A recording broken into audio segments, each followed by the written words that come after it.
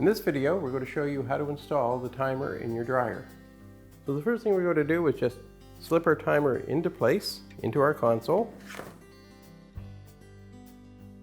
I'm going to put my knob on the other side, just by sliding it onto the shaft to help hold it. So now I'm going to put my screws back in to hold the timer. Now this timer takes 2 screws. Some models out there, there's only 1. So in this particular one, there's also a buzzer. So I'm just going to put my screw through the buzzer, into the console, and tighten down the screw. Secure it. I'll take my other screw, put it into place as well, and tighten it down. Now in this model, these are just 1/4 inch head screws. Yours may use a different type of head, a Torx or a Phillips, but whichever type of screw it is, just use the appropriate tool and you'll be able to secure that. So now that we have the timer mounted, we're just going to install our wires. So first I'm going to put on the harness that feeds the timer motor, the 2 main blocks. And if there's any time you're not sure, a lot of times you'll find that the wiring harnesses, just because of the way they've been sitting in there, they kind of fall right into place where things go.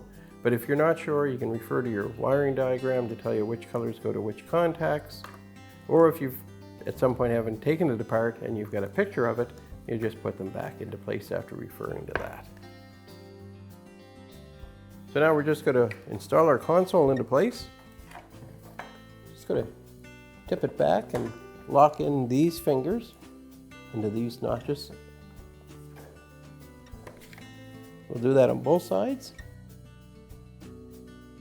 and you'll feel it lock in place. So now we just need to put the back on.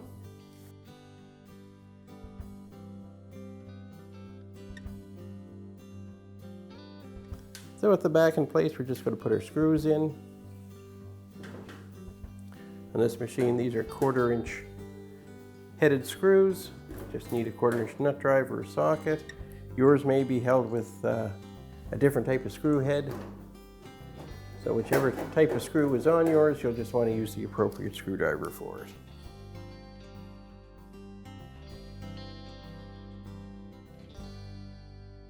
And we're done.